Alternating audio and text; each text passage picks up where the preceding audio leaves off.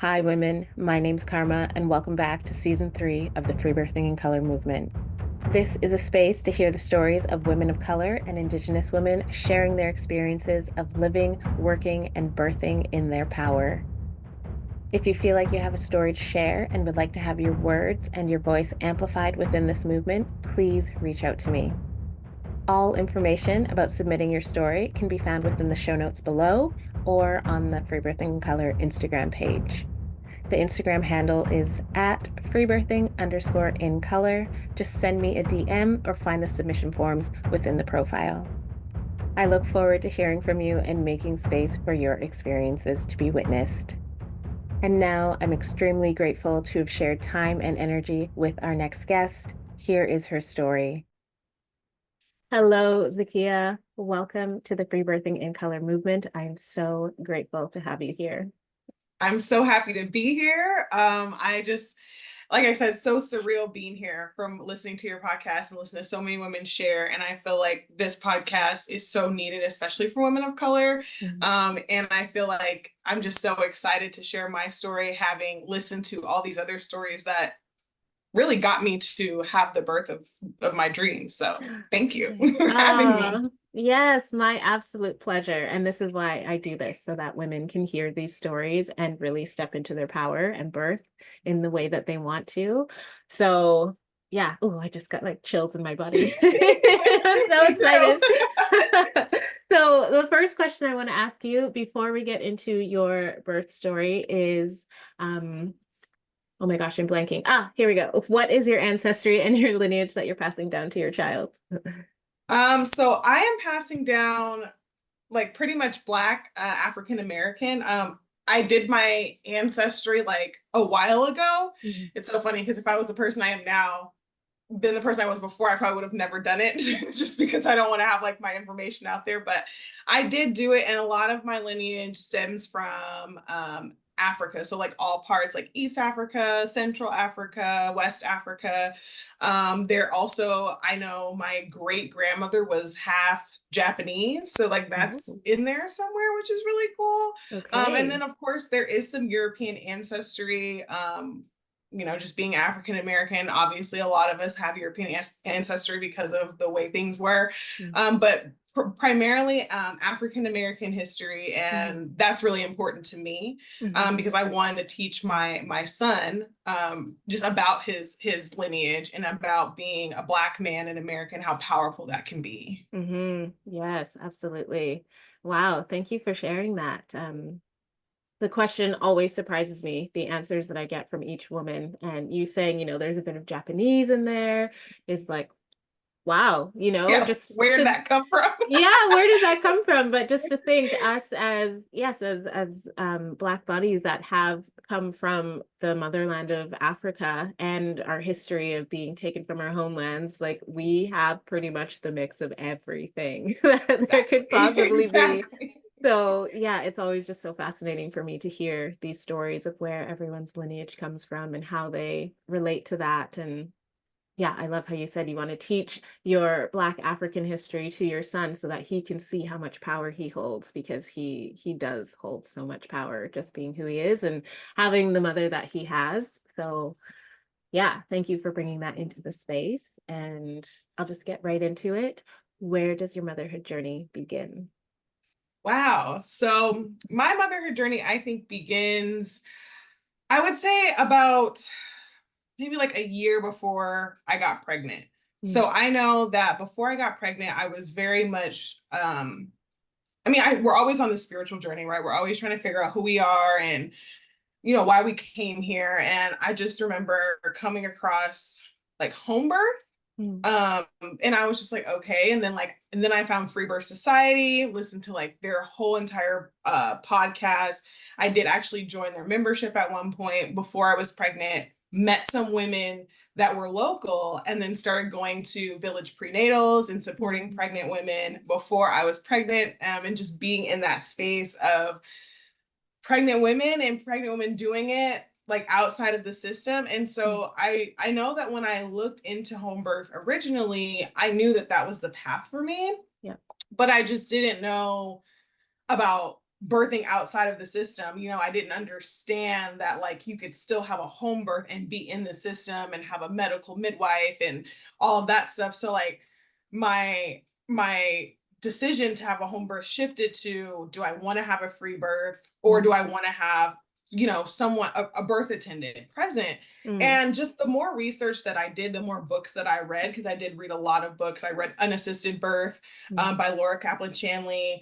I read Childbirth Wisdom. I think her name is Judith Goldman. I read a lot of just different birth books mhm, that led me to the decision of doing a home birth with an unlicensed midwife or a traditional midwife. mhm, And the reason why I chose that is because I found that historically and ancestrally, we've always given birth around wise women. Now, granted, when we were in times of war or in times, we had to give birth alone, obviously we did that. And in some cultures, they do that, just from reading different cultures and how they do birth. And mhm, this is historically, right? This is not really that recent. This is more mhm, like dating back to, hundreds of years ago. mm, But I felt really called to have a wise woman with me mhm, in my birth process. So I read a lot of books, listened to a lot of podcasts, listened to your podcast, and found that like there's so many different ways that you can do this outside of the system. And that was my main goal of doing it mhm, outside the system.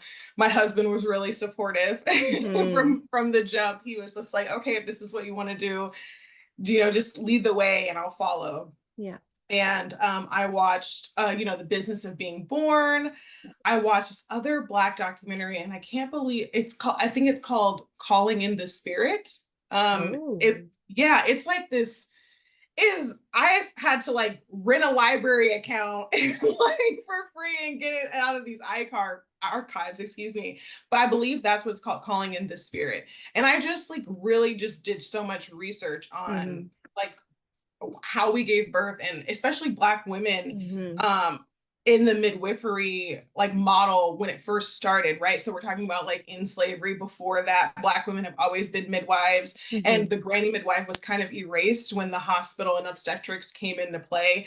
Yeah. Also, I did so much research on how obstetrics started, how it started with women in slavery. It's Mhm, from officiola, or I don't really know how to say that term, but basically they obstetrics started because Black women were having these issues with their reproductive area because they were mhm, breeding so much. And so that's kind of how, white men were like, hey, let's figure out mhm. how to get rid of this so we can breed them better. And that's kind of how obstetrics was born.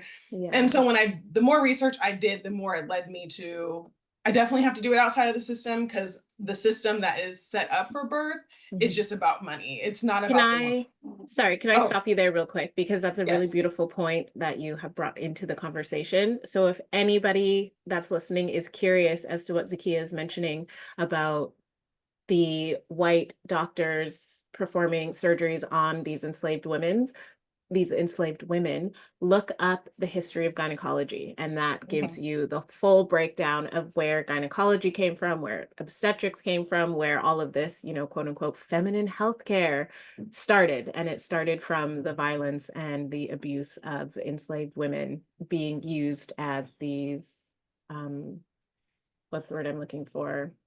Like just using their bodies without any pain medication and just torturing them for, our history of medicine, right? So, yeah, I just wanted to bring that in there for anyone that's curious. The history of gynecology, look that up, and there's so much information online, and it really talks about where all of this shit came from.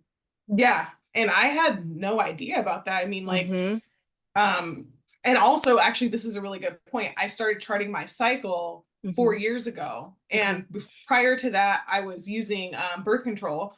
And, when I started to chart my cycle, I just realized, like, holy shit, like, we have been sold a lie. Like, we don't need to have birth control. Like, our bodies are, they're so powerful, they're so unique. They're so like mysterious, but not like it's Mhm. like a mysterious rhythm, because Yeah. like even though it's different for every woman, our bodies do have a rhythm. And we don't need to go into that system to control our bodies. I mean, that's what birth control is. And like Yeah. again, like if anyone is listening and wants to look at Margaret Sanger and her history, like Oh, about yes. birth control, Yeah.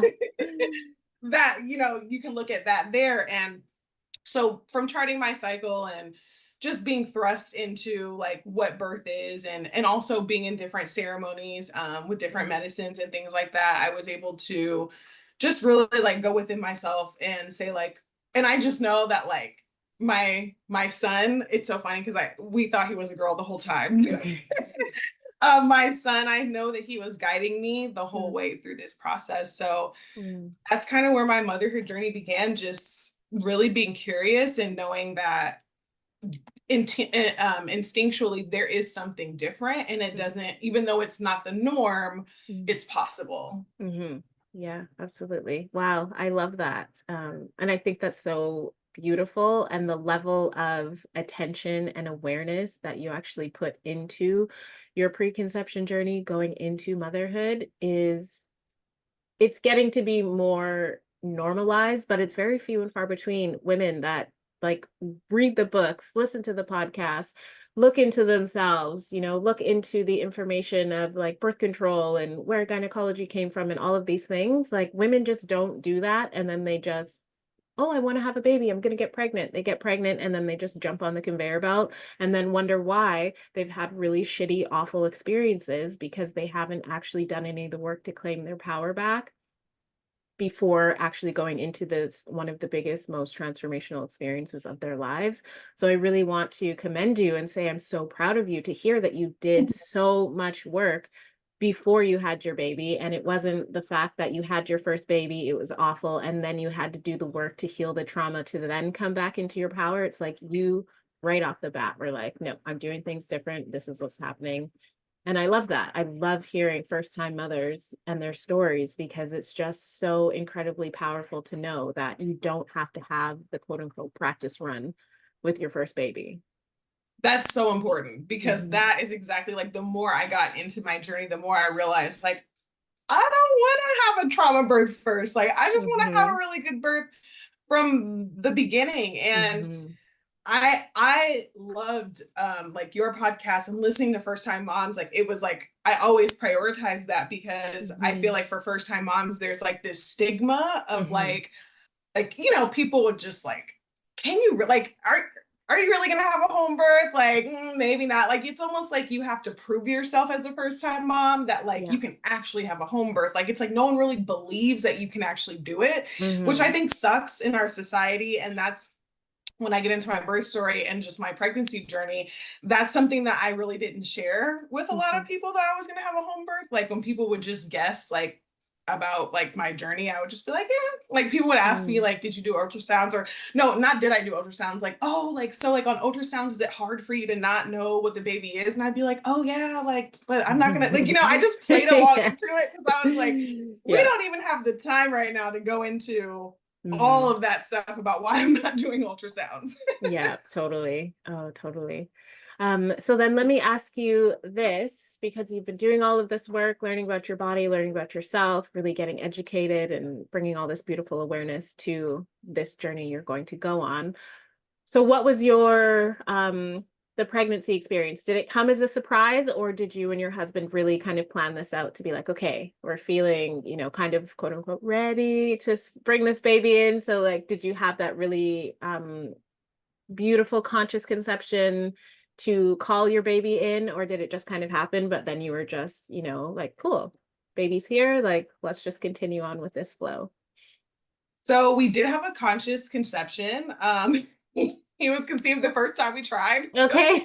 the journey was really like in terms of our conception journey, it was pretty like short-lived in terms Yeah. of like he was conceived right off the bat. But we did plan to have him. So in November, we were kind of like, that's when we were gonna plan. And then Mm, I was like looking at my husband, I was like, now's just not the time. I don't know why. Let's try next month. Like, let's mhm. try the next month, or let's try in January. That was our goal, because my birthday's in September. We were like, let's not try in December because then he'll be born in September. But spoiler alert, we tried the next month because I came home from yoga and I was just feeling so sensual and so Mm. loose. And it was actually the start of the winter solstice, which Okay. I didn't know this until after, but like I got home from yoga and I looked at my husband and I was like, it's time now. And he goes, what? Yeah. He's like, what? I was just like relaxing and about to cook dinner. Like, what do you mean? I was like, get over here. Like, we're doing this now. And he was just like, oh my gosh, like so much for foreplay. Yeah. But I love it. I was just feeling it though, and I knew that like now is the time. We had both felt this spirit baby just buzzing around us for months at this point. Mhm. We had got married like a year prior Mhm. in St. Lucia, and like there was like so much synchronicity there, and so we Mm. knew that like this baby was just swarming around us and wanted to be called in. So I was like, all Yeah. right, let's go. And he was conceived that night. Oh, I love He was that. I ready. love that. Yeah. And yeah, and so then that steps me into my pregnancy journey, Mhm. and kind of how that was. And when I first got pregnant, I was like surprised, but not. I Mhm. was like kind of like wanting to, I was like, okay, am I going to be one of those women that doesn't take a pregnancy test? And I was like, I can't, like, I just have Mm. to know. I was like, I Mm. just have to know.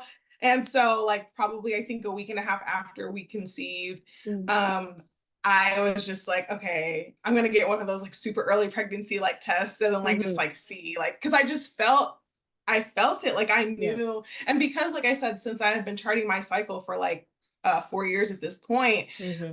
I was just like I feel like something's different. Like Yeah. I like it's almost like I felt like and I don't want to like gaslight myself and say I didn't feel this because I did, but like Yeah. I it's almost like I felt the egg and the sperm like Mhm. attached because like I felt like him like the Mhm. egg like going down into my uterus like it just felt different Yeah. and like I said because I had already known my body and understood how my cycle worked every single month I just Mhm. was like this feels like a lot of energy Mhm. like, Yeah. happening like he has to be here and so I told my husband, I was like, do you want to just take an early pregnancy test and like we'll just see? And if it Mhm. doesn't say anything, like we can wait, but like, do you want to see? And he was like, yeah. So we go to the drugstore and Mhm. you know it's all locked up and I'm like okay like let me like get someone to unlock it. I was like so excited but like oh my god. So we get home and then my husband's like outside like he had been doing some yard work and I peed on the stick. I couldn't even wait like to have him in the bathroom. I was like okay let me do this right now. And those 2 minutes, I think, well, however long you have to wait was like the longest time I swear Mhm. ever. And then I looked, and there was the faintest pink line like you could Mm. ever see, but it was there, and I was like, oh my gosh, like I'm pregnant, like, and I just feel like for women, especially if you want kids, like that feeling of just like being pregnant is just like Mm. the when you first find out it's like so many emotions like Mhm. so much happiness and you know so much uncertainty as well and so Mhm. I'm just like okay like I'm pregnant like I can't believe I finally am saying this like you know Yeah. this is like I always knew I wanted to be a mother and I always knew I was going to have children. I'm an only child so I Okay. definitely want to have multiple children and so I Mhm. was like oh my gosh like I'm finally starting this journey of like having a family Yeah. and so we were like, should we tell our family? Should we not tell our family right away? Because you know, when you first get pregnant, I don't know if any other first time mothers have felt this way, but it's almost like again, like those stigmas of, oh, is it gonna stick? Should you tell people before your 12 weeks Yeah. because you never know? And like I said, I've been in so many groups with pregnant women and listened to so many podcasts that I was aware of loss and I was aware that, you know, you have to almost become okay with loss when you step into the pregnancy and the birth world. And that's really hard. And I definitely had like I definitely had some challenges with just like, you know, feeling like paranoid about if this is going to actually like if this Mm. birth is going to actually happen and Yeah. so and I had never been pregnant before I'd never experienced loss I had never you know had any abortion or anything like that but just from other women's stories I you know had that in my head and I had to do a lot of work Mm. and you know saying that that's not my story this is my story and however it plays out and you know I'll get through it however it happens but I had to do a lot of work and a lot of trust in myself to know that like every day, you know, he's here and I have to enjoy while he's here. I didn't know he was a boy at the time, but I have to enjoy while this baby's here. So we told our family 2 days later. We were just like, I'm pregnant because I'm like, I might as well just enjoy every second and every moment with this baby. And I know that my body works and my body's always worked for me. So I just have to enjoy it. And so then I was like, should I get a midwife?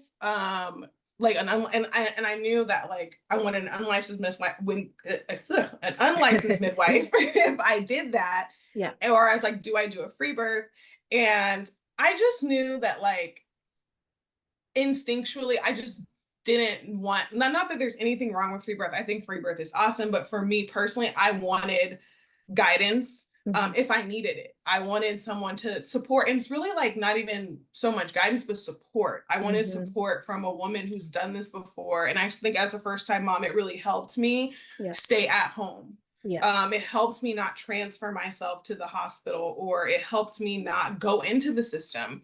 The midwife that I did find, she was, well, she's unlicensed. So, you know, of course, she's a more of a traditional birth attendant. She had been doing this and she still is doing this, but she had been doing it for 10 years under her belt. She has 11 children. Oh, wow. Okay. Herself. Yeah. So she's I was seasoned. like, yeah. So I was like, you know something. And I really loved her story because her first 4 were born in the hospital. Then she had 7 after that. And then she has like, I think 5 of them were free births, and then 2 of them were unlicensed midwife attended. So like she has such a realm of experience. And so when I found her through a referral from my friend's midwife, and we clicked right off the bat. I knew we did a Zoom meeting and I knew that this is the person that I wanted at my birth. She was really upfront and real with me in terms of like when I asked her questions about just like what kind of support she would offer me. And she was just very upfront and real about like, you know, this is about you. And she stuck to that. And I really like that, because you hear about a lot of women that hire these maybe unlicensed midwives or licensed midwives, and they like kind of like play it up like this game, like, oh, it's all about you. And then they sabotage you at the end. But she was real from from beginning to end. She never did anything to make me feel like I need to go into the system or anything. She supported my decision. So from the moment we had our first, so we did have like prenatals, but it wasn't like medical. It was like, how are you? What do you feel like? And then what I did like about her is she also supported women that did want to go into the system, but it wasn't like she provided those services. She would just say, if you want to go into the system, you can get lab tests like just done off, like, you know, kind of like you can just go into Quest Lab or Sonoran Labs, or, you know, just get a lab test and you don't have to go to the hospital. You can get an ultrasound if you want, and it doesn't have to be a part of the hospital. But for me, when I told her I didn't want to do any lab work or any ultrasounds, she never asked me again. She never was like, oh, are you sure? Like, you know, some midwives will do that. And she respected my decision. We never talked about it again. Like we just went through my prenatals. It was more of like a conversation and getting to know her and getting to know who she was. And her assistant, who is a student midwife, she was like, are you okay with having the student midwife? Like, you know, and I was like, yes, this is how we teach, you know, the next set of like really traditional midwives. So I was totally okay having her student midwife attend my birth. And yeah, so the whole pregnancy, I didn't do any ultrasounds. I didn't do any blood tests. I did do like, so she would ask me if you want to do my blood pressure or urine sample, which I did do that because I was like, if, you know, if there is anything like, yeah, at least I can have a baseline of like what my blood pressure is, what my urine looks like. And it was always fine, to the point where at the end, I was just like, I'm not doing this anymore. There's really no point. And I did also hire a doula because I felt that this would be needed. My midwife also did say, like, you know, like having a doula kind of helps first time moms stay out of the hospital. How do you feel about that? So so I did hire a doula, and she was an African American doula. So my midwife was white. Mm-hmm. And I think having a Black doula was like probably the best thing ever, just Yeah. because like to be able to see yourself in someone is like Yeah. epic, especially there's not many Black women in the space Mm-hmm. of birth. Yeah. So to have her there was just awesome. Mm. And my midwife highly recommended doulas for first time moms, just because she was like, it really helps with support, Yeah. and it helps you stay at home. And I trusted that when she said that. So I went with that.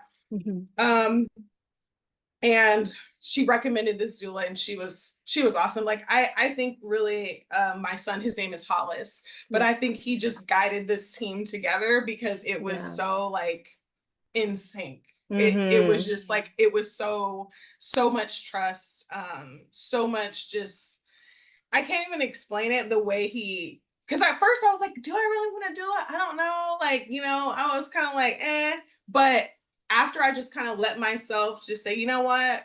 I think I trust this person. I trust what they're saying, and I know they wouldn't leave me in harm's way. Yeah. So let me just trust this experience. And it ended up working out like like way better than I expected. Oh. Um, and so, yeah, and throughout my journey of, I just wanted to get into nutrition a little bit. I was a dairy-free pescatarian before like I Okay. started my journey into pregnancy. I've never eaten beef or pork in my life. My parents never fed Okay. it to me. Right. So Okay. to have to like unravel a lot of, I still haven't like made that jump for Mm. beef Yeah. yet. Pork, I'm not really so like eager to try or anything, but I haven't really made that jump to like start eating beef. Yeah. I do want to kind of see, like, I wanted to be out of my pregnancy before I kind of jumped into something so new, since my body's never had it before. Yeah. But I did stop eating chicken and turkey like for 6 years until I got pregnant. And I was like, Okay. and dairy. So Yeah. I read Real Food for Pregnancy by Lily Nichols, Yeah. Great book. and that just Mm-hmm. like kind of changed my diet, because I knew he needed protein. I knew that I needed protein. I knew that I needed calcium, and like yogurt is now like my number one thing that I have to have every morning. So, Yes. and so I just, yeah, so nutrition was really big, and I think that played a really big role in my pregnancy, Mm-hmm. just being so healthy. And I also took a prenatal, which wasn't, it's a whole food prenatal. So it's not Mm. even a prenatal that is a pill, it's actually a bar. It's called Oh. Tend. Yeah, it's a bar, Oh. and it's all food. So it's Mm-hmm. like apples and blueberries and algae, and it's all in this bar. It's called Tend, and I absolutely love it. Okay. And I know it did wonders because he was actually born in his sack. So water never Okay. broke. So I think Yeah. definitely I had a lot of nutrition. And also my midwife, she would make this prenatal tea I would get at every appointment. Mm-hmm. So that was really cool. And Mm. yeah, I just focused on those things, and I trusted my body. And I definitely had to do a social media detox at one point, Mm. just Yeah. because I think the algorithm knows that you're pregnant, it just throws everything at you, Yeah. and it's really hard to discern as a first time mom, and especially someone who's not going into the system. I think you have to do a lot of work and trust if Yeah. you're not going to participate in the system, because it's so easy to go into the system and get an ultrasound. And Mm-hmm. when I was going into, there were pregnant women around me, and it's just like, people were getting their what is it, the anatomy scan and stuff, and Mm. it's just like to have to stay strong, and like, be like, I trust that my body is, gonna do whatever it's gonna do. And like, and if you do miscarry, it's also like knowing that, okay, my body, this is like a very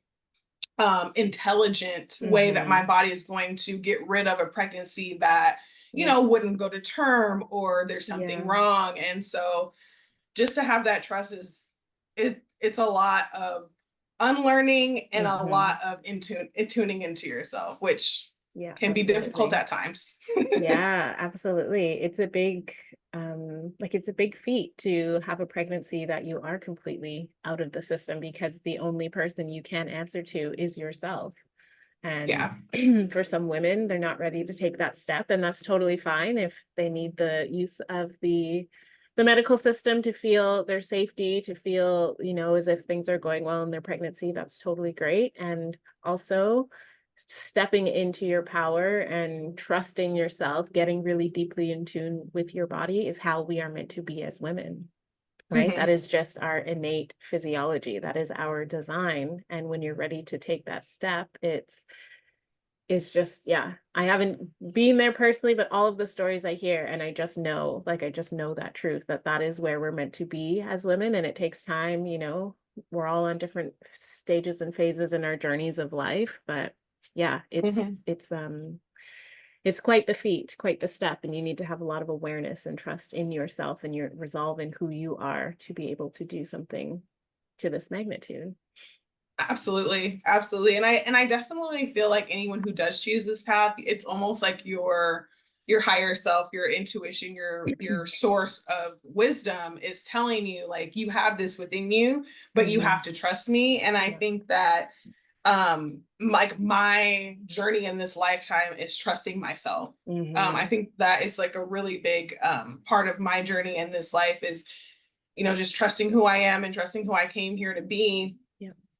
And that can be really scary at times because I think that a lot sometimes who you're supposed to be is Hmm. not the norm of everyone else. Yeah. And by human nature, we look to see, like, oh, if you've done it, I can do it. Or if you haven't done it, I can't do it. Like, we look to Yeah. compare ourselves to other people. And it's almost like you have to know that this is your journey. This is Hmm. your, this is your story. And Hmm. so you have to step up and fill those shoes. And, sometimes that can be scary. It's just like any Yeah. movie where, the main character has to step up and to their Yeah. fate. Sometimes we don't want to do that, but Totally. it's worth Yeah. it. Oh, absolutely. Yeah. There's no greater power or feeling of exaltation in the world than women birthing their babies completely in charge and in Hmm. their power. And yeah, it's like literally life changing, DNA changing. Yeah. And that's a scary thing too, like you said, the way that we're supposed to be in the world comparative to who we actually are because of all of our conditioning and all of our indoctrination. Yeah, it's scary to break out of that because everybody else looks at you like you're the weird one and you're the crazy one when it's like, Right. no, I'm just being me, just living my Exactly. life. I'm not following these crazy rules and doing all of this weird stuff to appease the government gods. I'm just trying to make myself happy. Exactly. Exactly. And especially when, like you said, like it's not normal and you're looked at as the weird one. No one wants to be the weird one. Hmm. But, anybody who ever did anything in this world was always looked at as the weird one. So you Totally. have to just know that being weird, it's worth it because at the end of the day Yeah. you're gonna have a legacy, and Hmm. that's the biggest thing, right? Like Yeah. every single celebrity or person of power who did something positive for this world, they were always looked at as weird at one point. And even if you want, like, I'm not like religious in those senses, but even in religion, like if you Mm-hmm. want to go back to Jesus, like he was looked at as weird, and like Yeah. he was an outcast. So Yeah. it goes all the way back to that. Totally. Yeah, totally. Absolutely. Let me ask you this then, because your whole pregnancy experience just seems so beautiful. And the woman that you hired as your traditional midwife just seems, she gets it. She really knows how to support women. Yeah, and how to just make sure that the power stays in the hands of the mother. And I'm sure I'll hear more really beautiful things in the ways that she supported you throughout your birthing experience. So then, do you want to get more into the kind of later stages of your pregnancy and what that transitioning was like moving into your actual birth portal? Yeah. So I remember like it was on my third trimester. I started to feel like psychedelic. Like that's the only Mm, way I could like describe it because I was like, whoa, like it feels like I kept telling my husband, I was like, it feels like I'm like going into a portal. Like I mm, feel like I'm being pulled into this like portal, like sometimes like I think I was maybe like 36 or 37 weeks. And I would just feel like I was being like pulled into like this like other like mm. realm. Yep. and I couldn't describe it, and it would just happen for like 5 or 10 minutes at a time, and I would almost like look around and like just feel like I was having these outer body experiences. And I was like, this is like this is crazy. Like, am I really like having that? Like, is this really happening? You know, and it was so surreal to like be pregnant and have carried my pregnancy at this point, like to like early term, Yeah. and just knowing that like I feel like when you get to that part of pregnancy and you're knowing that like you could give birth at any moment and your baby's going to survive outside of the womb, it's Mm-hmm. almost like just this great feeling. And I did have food aversions like my entire pregnancy. They never went away. I was nauseous in Mm-hmm. the first trimester a little bit, but he hated meat and I had to eat meat. So I would just like be eating sometimes, and like sometimes I would like gag, and then I would just be like having this outer body experience, and I'm like, what the heck is going on? But it was just like, okay, like I know my body is preparing me for birth. And Mm. also I did do chiropractic care Okay. throughout so I started my early in my second trimester, and I did it all the way until the day before he was born. Okay. So I felt like I had a really good chiropractor, and every time I went in there, like she was really awesome. And just like when I was starting to go in the later part of my third trimester, she was just like, yeah, like your body is like so ready for this. And I was just like, Mm. yeah, now I have to like. And then she's like, are you ready? Like people just ask me, are you ready? I'm like, I'm as ready as like a person can be. Like, Yeah. you know, before you actually give birth, Mm. it's like this mystery of like, what is it going to be like for me? Like I've heard all the Mm-hmm. podcasts, and I actually stopped listening to podcasts, like throughout my pregnancy, just because like maybe I think I did a little bit in the beginning of my pregnancy, but towards the end, Mm. I was just like, I need a clear space. I can't have everyone's story in my head, good Mm. or bad, like, you Yeah. know, positive or, and there's not really a bad, but just like any type of like story. I can't have all of the head noise in my Yeah. head, because like I don't want anything to get into my head. So Mm-hmm. I really tried to again detox from social media. I just really tried to like set up my space. I was like cleaning like a madman. We had boxes everywhere trying to get it ready for our nursery. And like I would like tell my husband, I was like, it's so messy in here. And then I would like get all this energy to clean. And then I would like 5 minutes later be like, I'm so tired. And he's like, why do you do this? Like, go sit down. And I was just like, I'm trying to get everything ready. Like, I'm just trying to get everything ready. And like I said, we thought it was a girl the whole Mm-hmm. time. So we're Okay. just like, you know, everyone's asking us, oh, what do you think it is? And oh, you're carrying high, it's gonna be a girl. And I'm like, yeah, like I feel like it's gonna be a girl. Like, and my mom, the whole time, my mom was like, I think it's a boy. And I was Ah. like, every time she said it, I was like, Mom, how do you know? You're so definite. You don't know. And I guess mothers really do know best, because she Yeah. would always tell me. And both my mother-in-law and my mom were very supportive of me birthing, having a home birth. Now, did they know that she wasn't licensed? No, they didn't. Not Okay. until after. They had no idea. And then I told them both, my mother-in-law's face, like I told her like a week after he was born, or she was Mm. like, her face just dropped. And I was like, what? You know, like everything was fine. And she was like, wow, like, you know, it just opened up her mind. Like, Mm-hmm. you can actually find someone that's not like, they don't have to have this license to like give Yeah. good care for women. Yeah. And I will say towards the end of my third trimester, I started to get fears about preeclampsia. Don't know where it came from, but it just Okay. started to like, I started to get these fears.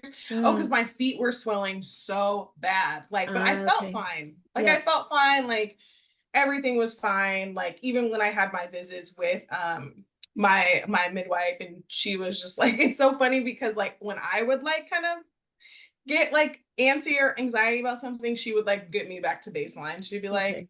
you're fine. Like, how do you feel? Like, you know, like how, Yeah. and she was just like, just because I think my husband actually went out for a funeral back to Los Angeles, and Okay. I did not sleep that whole night because like this has been my first time. Like we had been together for actually our anniversary is today, our wedding anniversary. Ah, congratulations. Thank you. But we have been together for 11 years now. Okay. So, and Mm, we've been living together for like 6 years, I think. mhm. So to not sleep with him was like so much anxiety. Right. Okay. Just like being in our house by myself was like, Yep. it was a lot. And so that next day, I had had a midwife appointment, and she always asked me like, oh, do you want me to take your blood pressure today? Because I was like off and on and, with it. And she was like, yeah. I was like, yeah. And my blood pressure reading was like higher than like it had ever been before. And my Mhm. feet were swelling. And I was like, oh my God, like, what do you think this means? And she was like, well, your bottom number is very normal. She's like, your top number is the higher one. She was like, but it's probably because you have a lot of anxiety today. Like, like Mhm. you haven't slept all night. She was like, I wouldn't like freak out Mhm. about it or anything like that. And she was just like, how do you feel? Like, and then she was like, we don't have to take your blood pressure if it makes you feel like anxiety and stuff like that. We don't have to do it. Like, and Mhm. she would always just make me like feel comfortable with my Mhm. decision. Like, she Yeah. never was like, oh yeah, like this is really high. We should look into this. She was always Mhm. like, how do you actually she described, and it was hilarious to me. She was like, if you had preeclampsia, you would feel like hot garbage. Oh God. I definitely don't feel like hot garbage. Okay. It's like, you're fine. Yeah. She was like, your feet, like you're gonna swell, like it's fine. But I had that fear, and I had to like tune into myself and just say, like, everything is fine. He's fine. Mhm. I didn't know he was a boy, but I was like, the baby's fine. Yep. And I just have to like trust, and like going back into that trust. Yep. And the fear eventually like subsided again. Like that's what fears do. You kind of just have to unravel Mhm. them, and like, and I kind of was like, as a human being, we just like the drama. Yeah, Like we like the it's true. drama. Like we tend to like create drama or like really cling to drama. And I was like, Yeah. that's what I'm doing. Like I'm just making this up in my head. There's Mhm. nothing that has like really like showed that this is happening to me. Mhm. And that's actually when I stopped listening to podcasts, because I listened Okay. to a podcast and someone was like, oh, I had higher blood pressure readings at the end of my pregnancy. And I kind of just like gravitated to that. And I think I just manifested it for myself. Right. Um, but then I was like, this is not some, like, I need to just relax and Mhm. not even look into this. Yeah. And And can I I ended up, just, oh, sorry, oh, can yeah, I just interrupt really quickly? And just for the women listening, if your blood pressure does rise near the end of pregnancy a little bit, that's completely normal because that is your body getting ready to go through the process of birth. So, yeah, a little bit of a rise in blood pressure nearing the end of pregnancy is completely normal. exactly. It Mm-hmm. is. And like I said, having support, Mm-hmm. telling me that it's okay, you're fine, Yeah.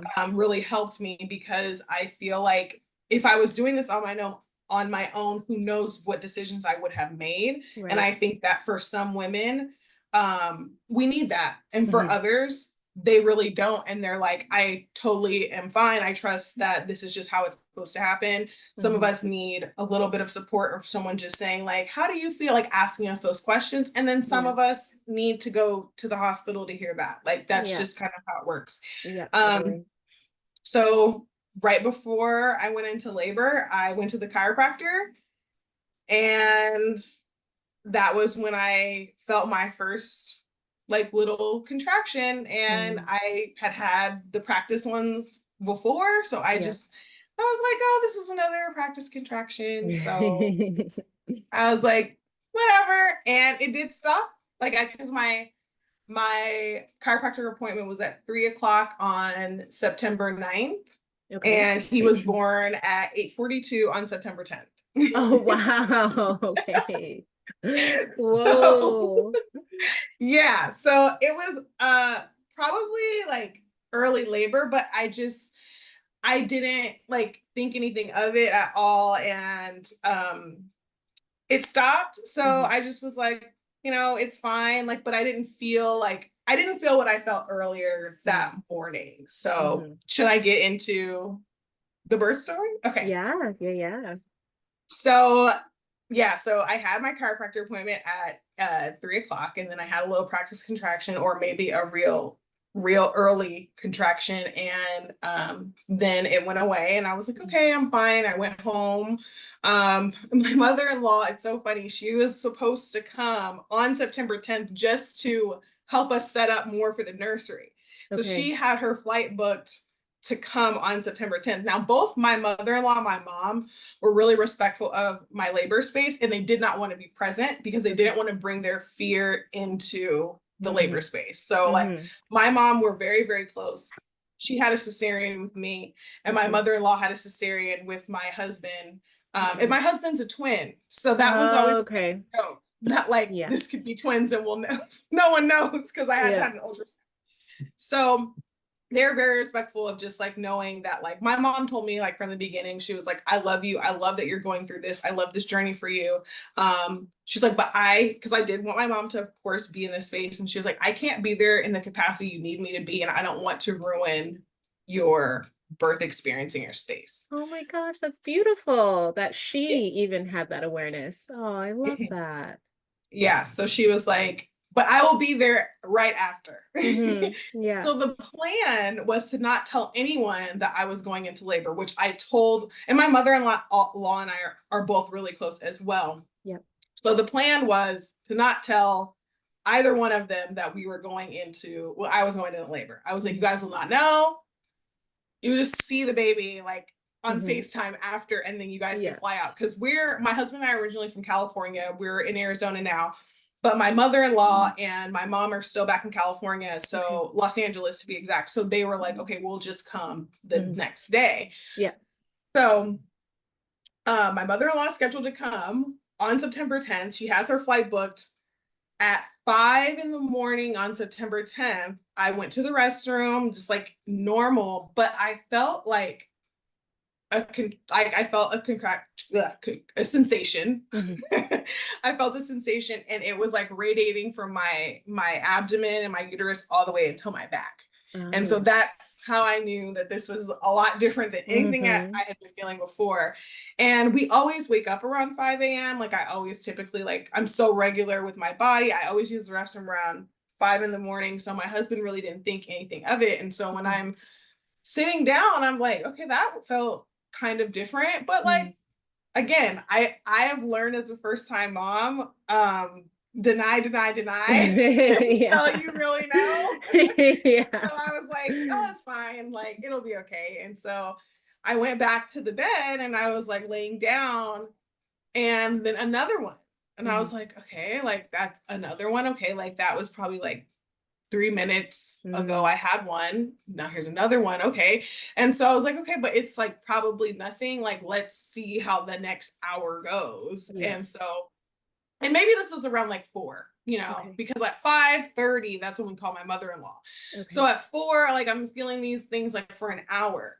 And then like I start like kind of breathing, just breathing. There wasn't like anything crazy. It was still very early labor. Mm-hmm. Um, and so my husband's like, why are you breathing so hard? And I'm like, well, I just, and at this point, it had been like 30 or 45 minutes. And I was like, well, I think I might be in labor because I've had contractions for the last 45 minutes. I'm like almost sure at this point. And he's like, really? And I'm like his eyes like opened up so big, and I'm like, yeah. And then he's like, okay. I'm like, but let's see how the next 30 minutes goes before we call your mom and tell her not to come because Yeah. she has a flight at 7:30. Mm. And so he's like, okay, great. I'm like, okay. So like we go the next 30 minutes, and I'm like, okay, I'm definitely in labor. Like this is definitely early labor. Yeah. There is no getting away from it at this point. So we call my mother-in-law, and she's like, my husband's like, okay, like Z, because everyone calls me Z. She's like, Z's in labor. I mean, he's like, Z's in labor.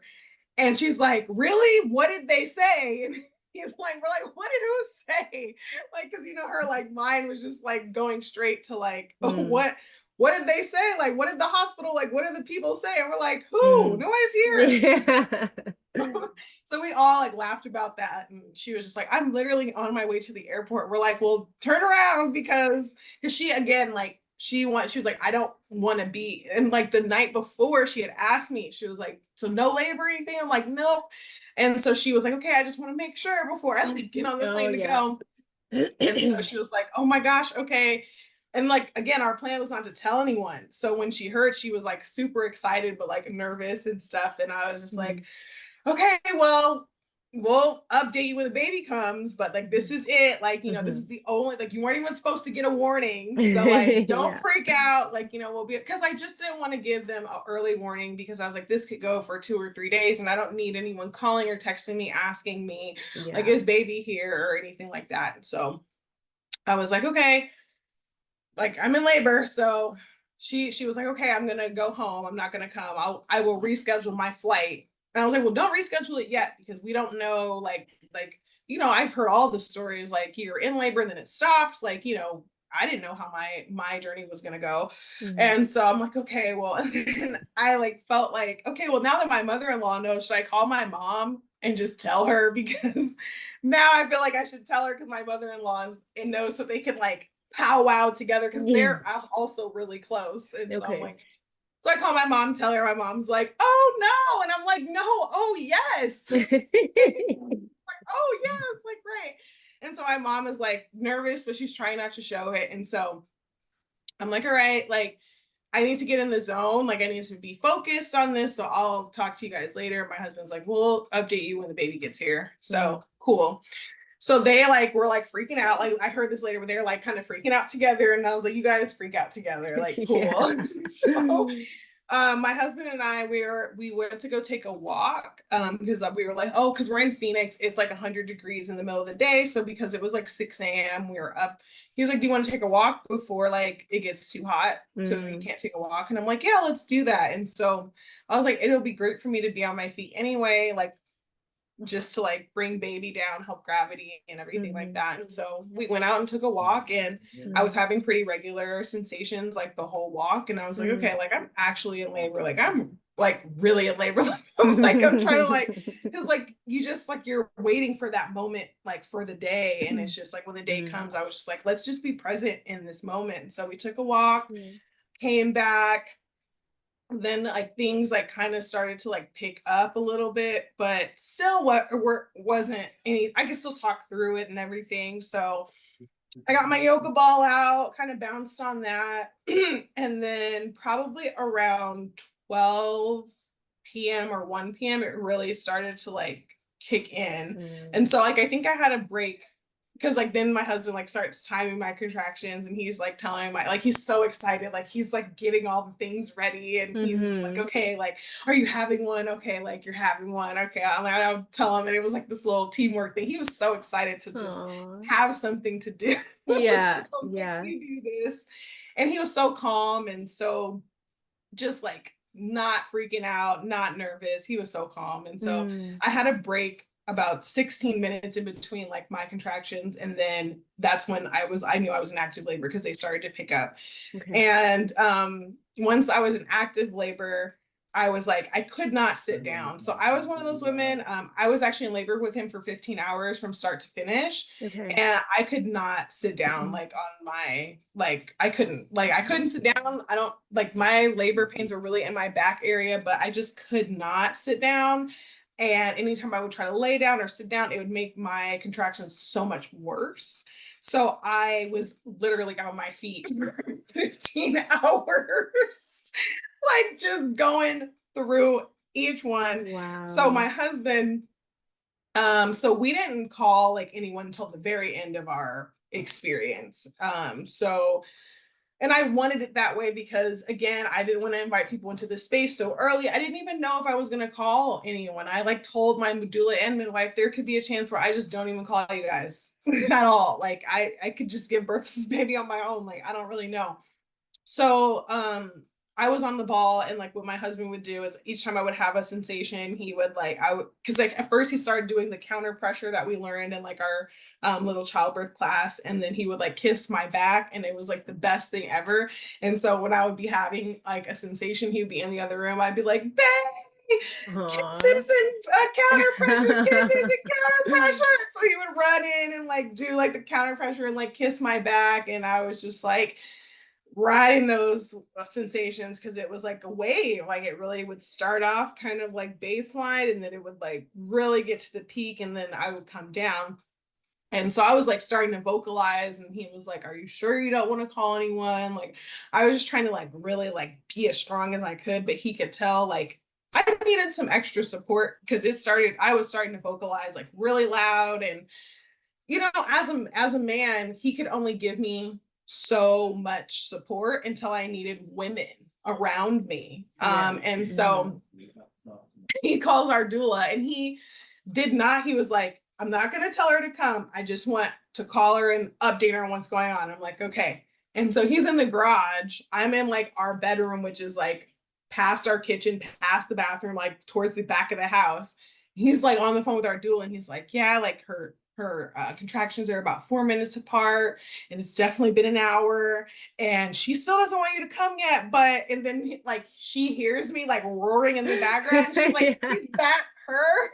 And he's like, "Yeah." She's like, "Well, typically I'm like on my way right now, but if she doesn't want me to come, I won't come." And so he's like, "Okay." And so he comes back in the room, he tells me the conversation, and he's like, "So she says that typically she's on her way, but you don't want her to come yet, right?" And I'm like, "No, I'm okay." And I'm like, "Oh," going through it. And he's like, "Okay." And so he looks at me, he's like, "Babe, I know you want to do this like on your own and you are still going to do this on your own, but he's like, if you need support, it's okay. Like it's okay if you need support. It's okay if you want some extra support. That's why we hired them, everything like that." And I'm like, "Okay, let me go like for like a little bit longer." So I go probably like maybe 20 more minutes. And then I'm just like, "Okay, I definitely need like someone else like here just to like I don't know." I was just like, I definitely need that. And my husband and I are really in tune to each other. And so I could tell that he was in tune to what I was feeling. And so I was like, "Okay, you know what? I'm gonna trust that now it's time to like bring another being in." I think I've because my goal was to exhaust it by ourselves for as long as I could to like keep the space very protected, and Hmm. then we'll bring someone else in Yeah. when I'm ready. Yeah. And so at this point it's about 4 o'clock. So I had been laboring from 5 a.m. to 4 o'clock, and he was born 4 hours later. And so my doula is like, he's like, calls the doula, she's on her way, she comes in, and like I just love like as soon as I saw her, it was just like this angel that came in. I'm like, "Yay, you're here." And it's like almost like you want someone to save you from this experience, but you know that they can't. But just having someone support you through it helps you get to that next step. And I was at that next step. And so she came in and her words were everything. She was just like, "Okay," like, and she was like, "Is it okay?" And I love that she was like, "Do you want me to just be here? Do you want me to be in the other room? Or do you want me to verbalize to you?" I was like, "No, verbalize to me. This is helping." She's like, "Okay." And so I would have a contraction. She would do the hip squeeze and she'd be like, "Okay, now breathe through this." She was like, "Loosen up your shoulders," like telling me to like stay like not tense. And it was just helping me really just start to get through like the contractions, because they were at this point like really like I was in active labor. I was almost in transition at this point. Okay. And Yeah. so it got to the point where my husband actually laughs about this because it got to the point where I was just like, I don't even know what he was doing, and I didn't even care if he was there anymore because I would just like scream my doula's name every time I have a contraction. I'd be like, "Letisa." And she would come in and like she would come in, and he's like, "She totally forgot about me. Like I was in the star of the show, and now like I just did that like literally until I was in transition." So like we moved from because we were in our bedroom. We had all the shades down and everything like that. So we were in our bedroom. Then we moved to the front, like our living room area. And at this point, I was in transition. I didn't know it yet, but my doula was like, okay, just like she was just vocalizing to me and she was just telling me all these words. I can't remember what they were now, but like I just knew it was everything I needed to hear. And so at one point I like squeezed her two fingers and she was like, after we like the birth, she told me, she was like, if this is the day that my fingers break, like it's okay. You Oh know? my God. Like it's fine.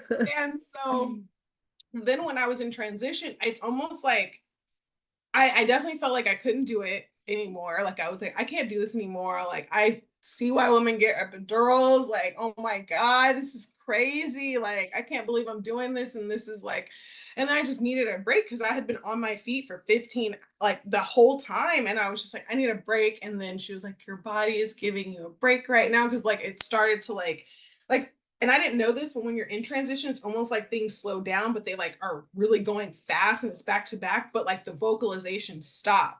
And so I was like, oh, I hope things aren't slowing down, but I didn't get in my head as much as I thought I would. And then maybe it was just because of the like support that I had. And so then like they had a side conversation was like, should we call the midwife? Like what, like, is she there yet? And so like we called my midwife and she was just like, oh, like you sound like you're doing great. Like, do you wanna, because she knew that I didn't want to invite people into the space really early, or I didn't want them like just being there. And she was like, okay, do you want me to come yet?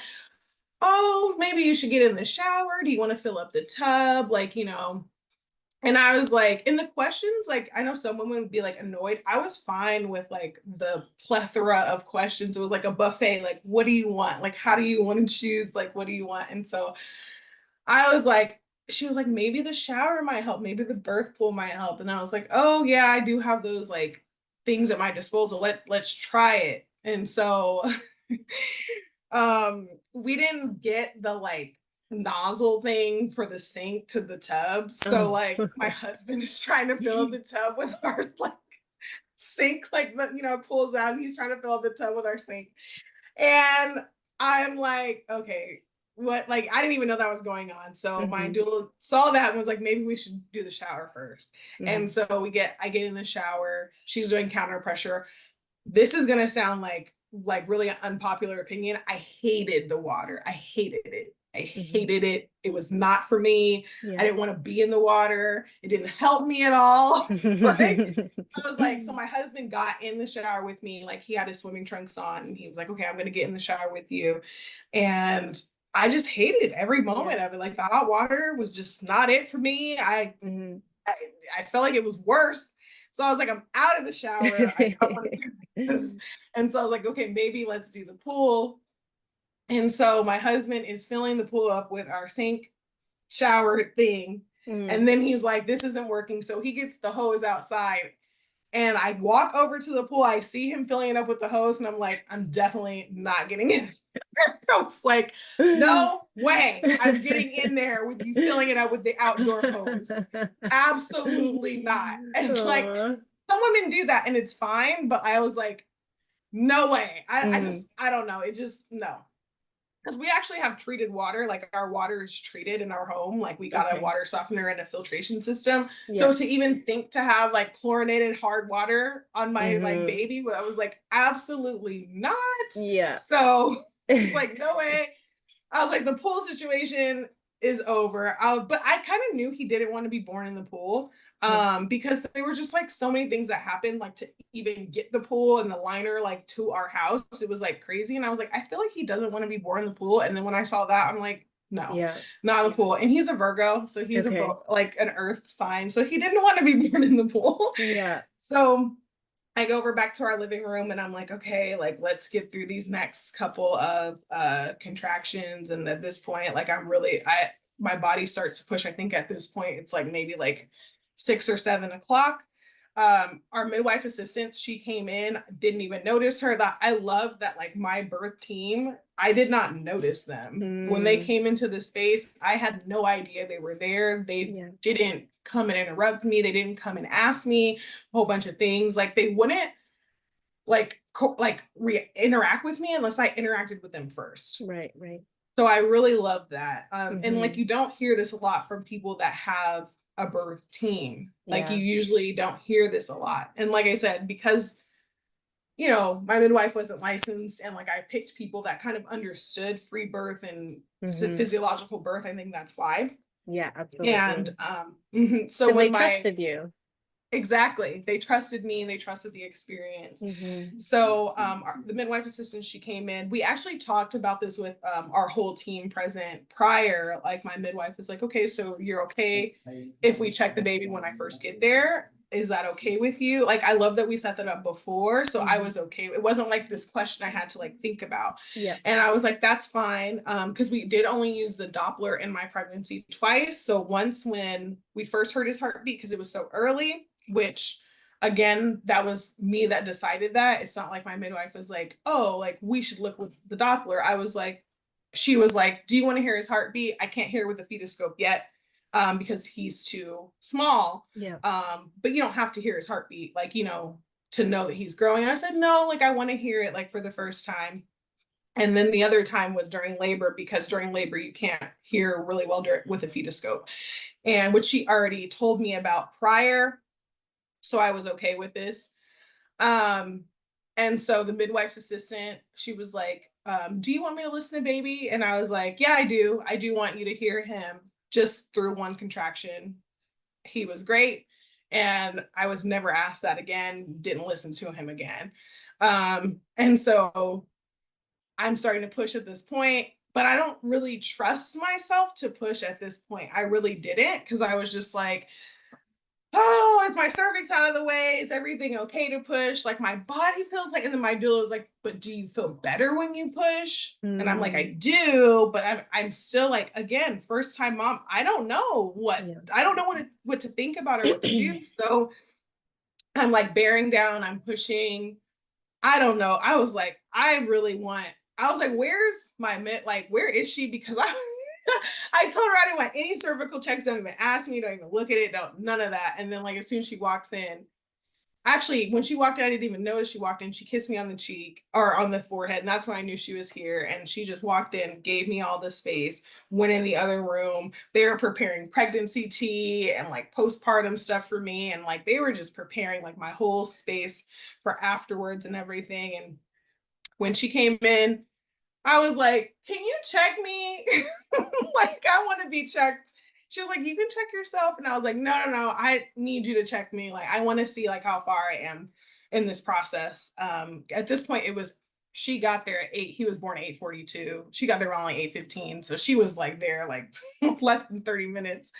And I was like, can you just check me? Like, I know I didn't want that, but can you check me? She's like, okay, well, I do want to just inform you of the risk of being checked. Like, I could accidentally break your water. This could lead to an infection. Is that okay with you? I'm like, no, it's not okay. It's not okay. And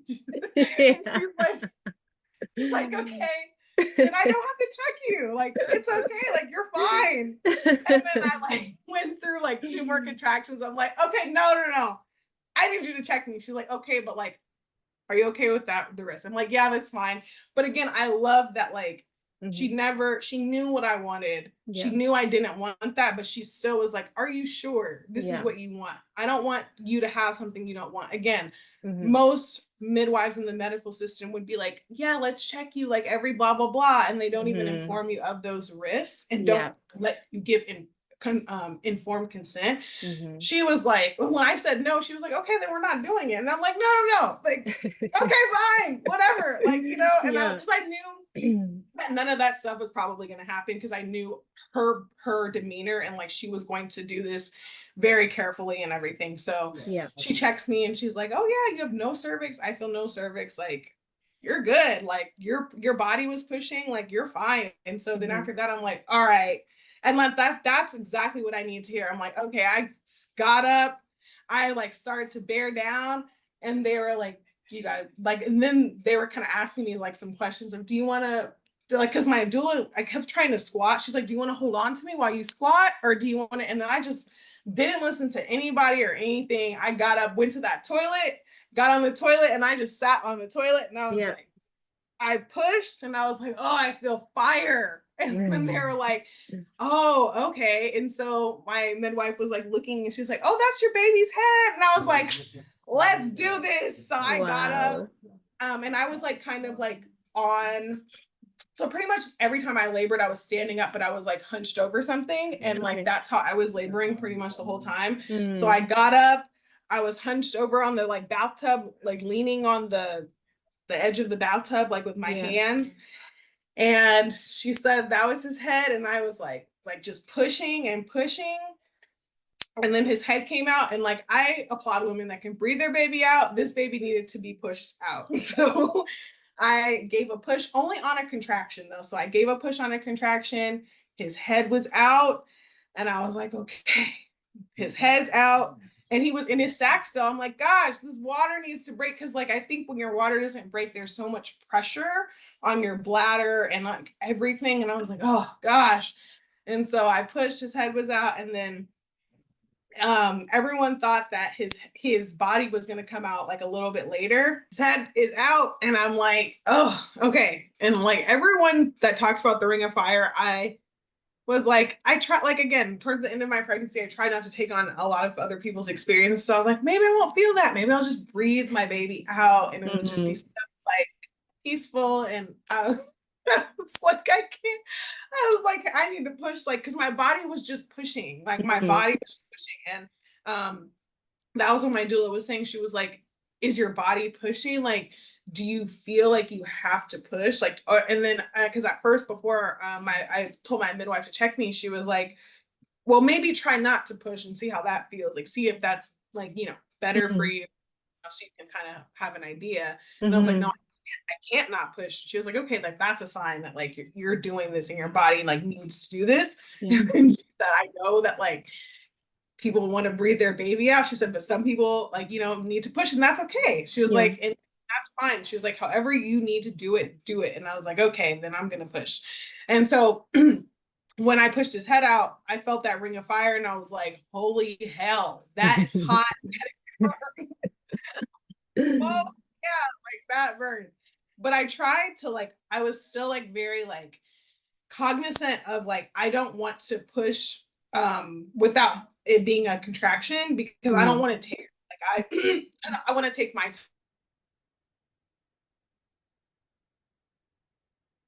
Oh, are you there? You're frozen, Zakiya, if you can time. hear Like, me. oh yeah, I can hear you. Okay, perfect. You're back.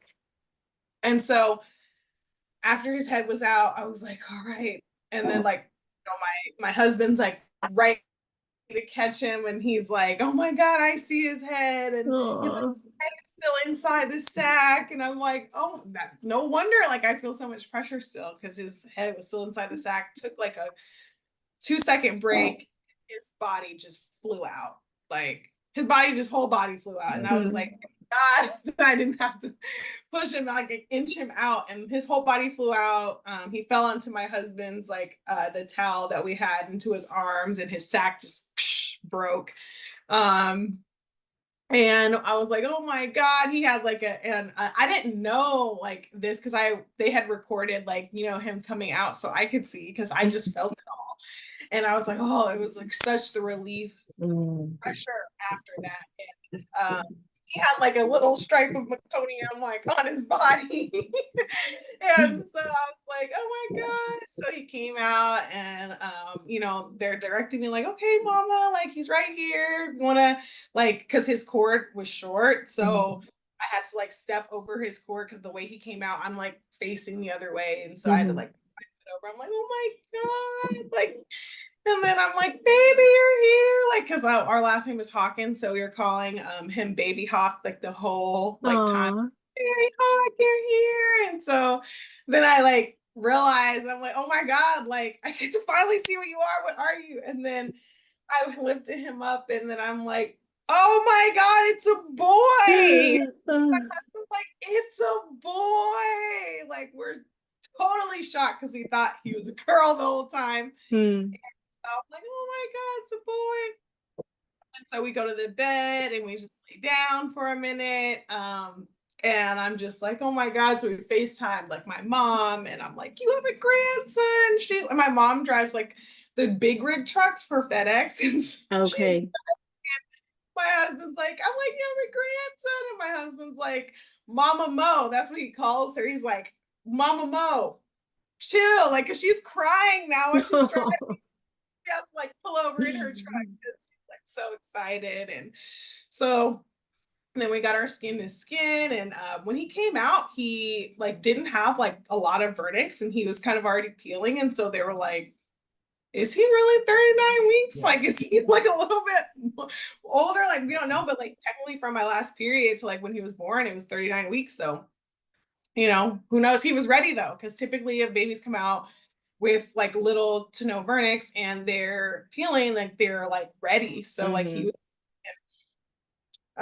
what with my placenta, I really wanted to be one of those women that got up and like birthed my placenta, but I was so over it. I was just like, I can't. I was like, I'm so done. I was like, I can't get up. That was so much. So like my midwife kind of like helped me guide it out like on the bed.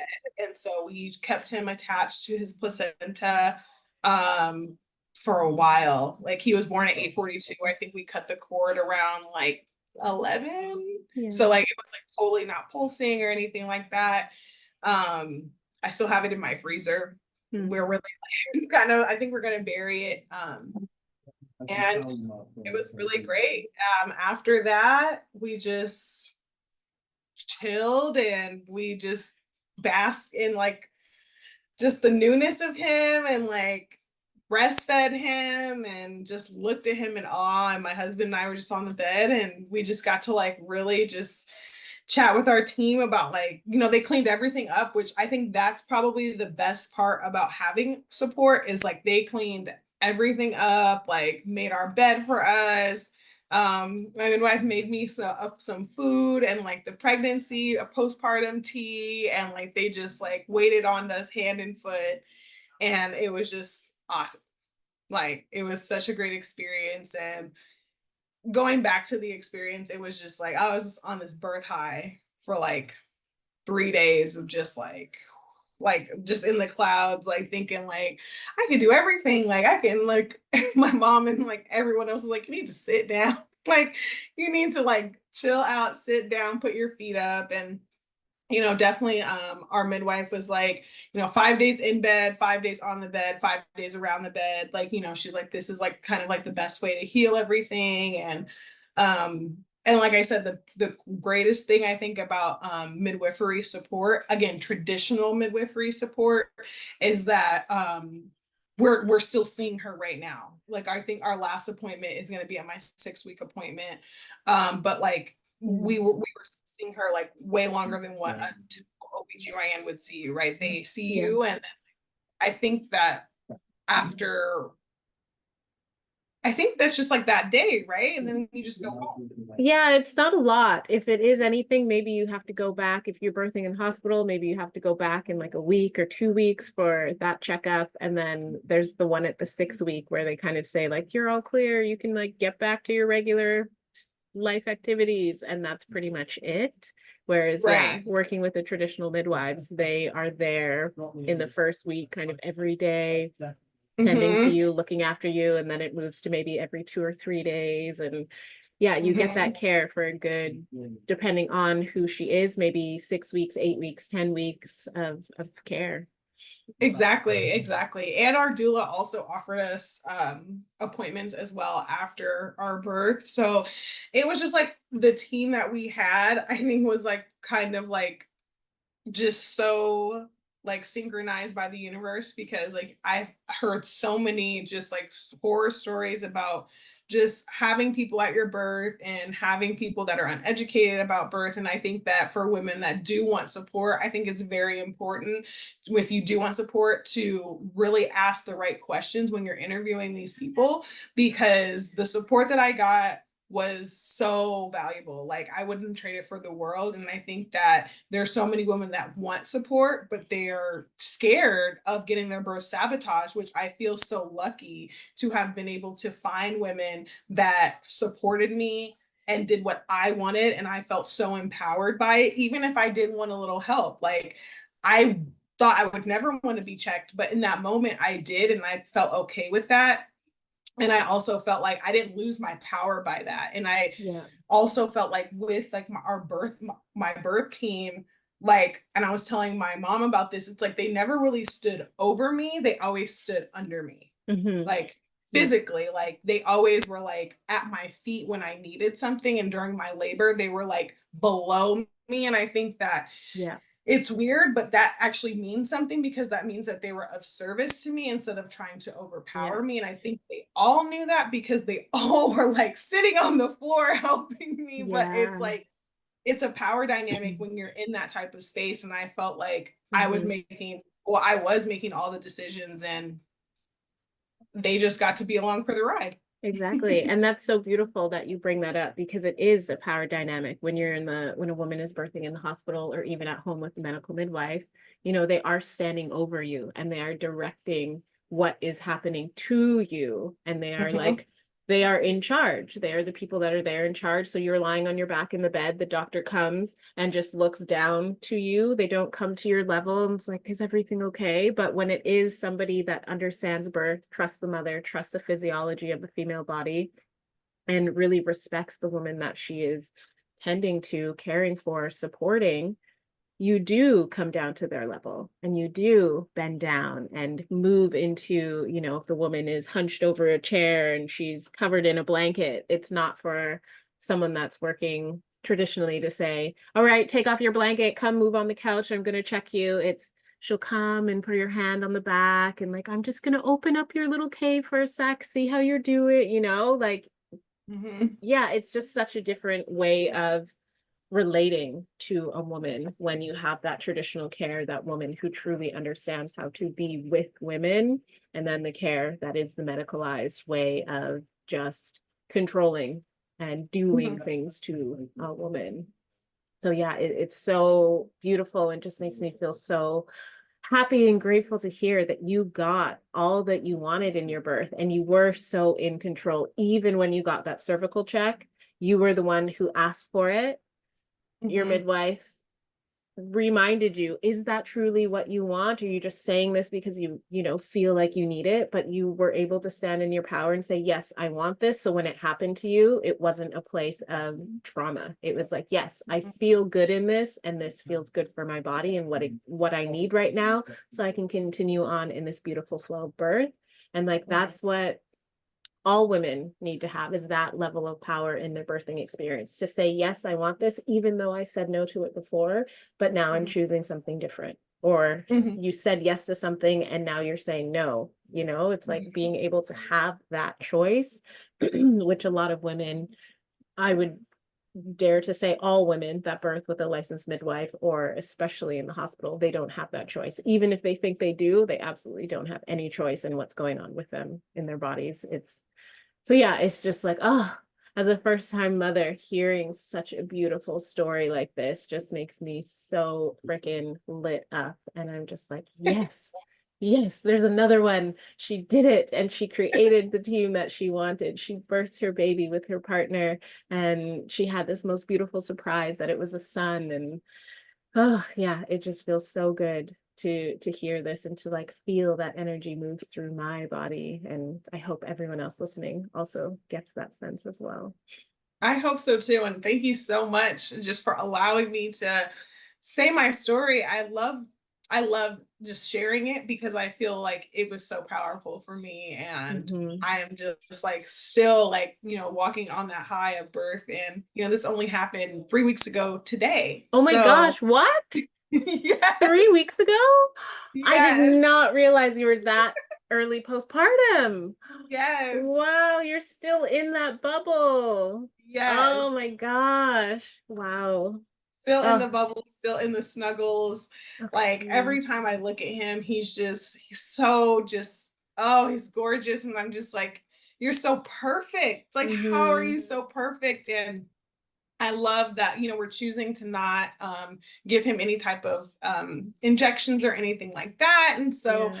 I love that he is just who he is. We also chose to keep him intact as well. I think, Yeah. like, for women that have sons, that's a Hmm. really big Yeah. talking point. Like, what are you going to do? And we definitely looked into Mm-hmm. circumcision. We actually had the appointment booked and Oh, decided okay. not to Right. because again, I just felt like it's a decision that when my husband and I booked the appointment, we were just kind of going off of what we should do, like Yeah. not what we really wanted to do. And Mm-hmm. I really didn't want to do it. I was just kind of like, oh, maybe like he'll hate me in the future for not doing this, or maybe it's something that he needs to have done. But I was just like, at the end of the day, I don't want to do this. I'm not going to do this to my son. It's definitely Yeah. mutilation, in my opinion. Like Oh, just yeah, to it like is. he's intact. Like Mm-hmm. there's no reason to Yeah. do that. And I did my research, and research shows that like only 30% of the world is actually circumcised. Mm-hmm.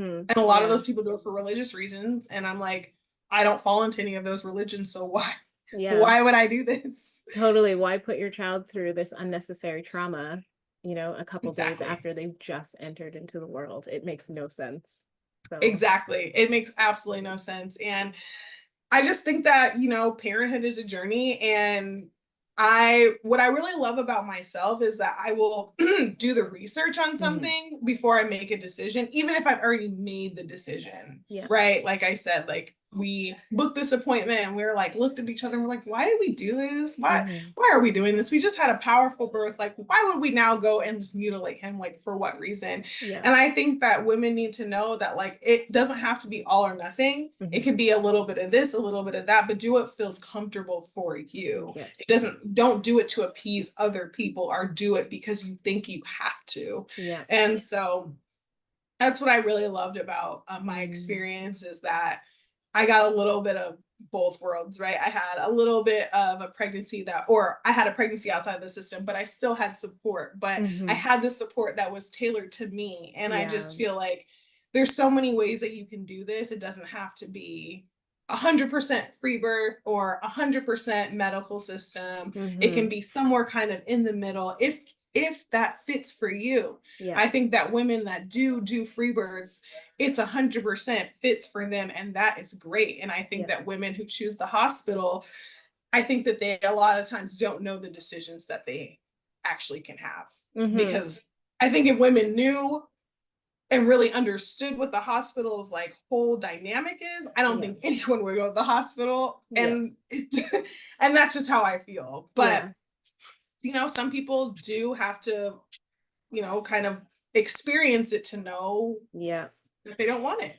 Exactly. Yeah. Because they don't know what they don't know. So then they go through the experience and then they get opened up to a whole new space of learning. And then Mhm. they can choose to make a different choice the next time because they know they have the option of different choices the next go round. Exactly. Yeah. Um, Exactly. I wanted to ask you quickly, how is your breastfeeding journey with this baby?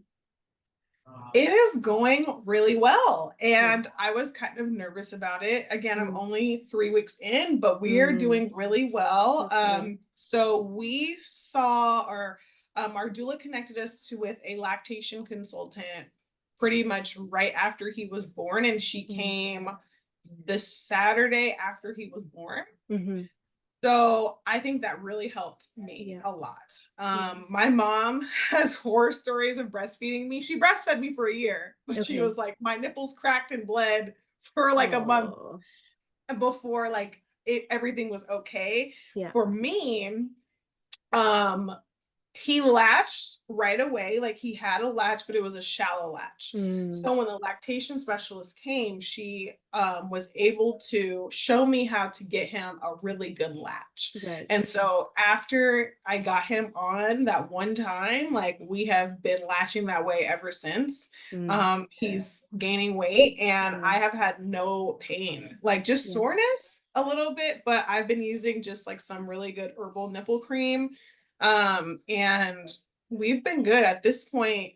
Like the soreness is wearing off and Mm-hmm. my nipples are not like dry or anything like that. They're really good. Yeah. And my mom actually just left yesterday for being with Oh, us for 2 weeks. And my mother-in-law is coming tomorrow to be with us for another 2 weeks. oh, nice. So, but yeah, my mom was like, wow, like, and I really loved getting to show her this experience because Mm-hmm. she's like, wow, like not only do you have a home birth, but your breastfeeding journey is going really good. And she was like, by the time I like where you're at and I was breastfeeding you, my nipples were like scabbing up. She was like, your nipples look Oh, great. yeah. And I was like, I'm really grateful that, I just was able to be around the right support to just Yeah. help us through this journey, especially as a first time mom where Yeah. my our parents and stuff live in another state. So it was nice to have some support like that. Mm-hmm. Yeah, absolutely. Oh, I love that. That's so beautiful that, yeah, your web of women that were able to give you resources and to make sure that you've got all your bases covered.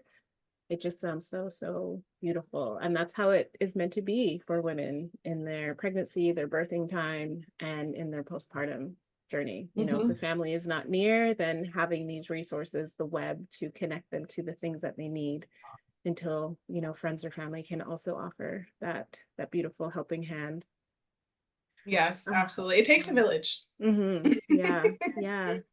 Oh, wow. I can't believe that you're only 3 weeks. I think this is the soonest I have spoken to a woman after she's birthed. I think another woman I spoke to maybe in season one was about 4 weeks Mm. postpartum when we spoke. So yeah, you're the newest. I didn't realize that. I thought your baby was a bit older. So I feel very grateful to be honored in this space to hear this story as it's so fresh within your mind and body. So thank you so much. Thank you so much for having me. And yeah, I definitely wanted to tell this story while it is fresh in my mind because I wanted to everyone to get all this energy, and Yeah. hopefully there is a woman out there that is trying to figure out what she should do. And I hope that my story can at least, give her some guidance on what she can do and what options are Mhm. available. Oh, absolutely. Yes, there's lots of gems of wisdom within your story that are going to be so beautiful and helpful to many women that are listening. So thank you so much for sharing so openly, so honestly, so beautifully. And your energy is just so vibrant, and this is the type of energy that postpartum mothers are meant to have right after birth, whether they're giving a podcast interview or, just staying at home and being really with their child. Like, the energy that the mother feels after birth is supposed to be this alive and this, exalted and this happy and joyous. And yeah, it's like, this is what you can be after you birth in your power. this is what Absolutely. this is what women are supposed to feel like, be like, look like after having birthing their babies. So yeah, it's just so great that everyone gets to see this. I'm so excited and I can't wait. But thank you so much for having me. I so Yeah. appreciate it. Yes, my pleasure. And just before you go, I wanted to ask, would you be happy sharing if a woman wanted to speak to you about your birth journey, any way that someone could contact you and have more of a one-on-one conversation? Yeah, so my Instagram is it's Zesty Zakiya. So it's Zesty Zesty. And then my name Zakiya Zakiya. And that's my Instagram. So anyone can reach out to me. And then my email address is zakiya.n.hawkins@gmail. So those are the best ways to get in contact with me. Perfect. Thank you so much, Zakiya. Thank you. Thank you so much, women, for listening to this latest episode of the Free Birthing in Color movement. If you want to continue supporting this movement and all that comes with it, please give a 5-star rating and a review on Apple Podcasts or Spotify. Like the videos on YouTube and share this episode with some of your friends.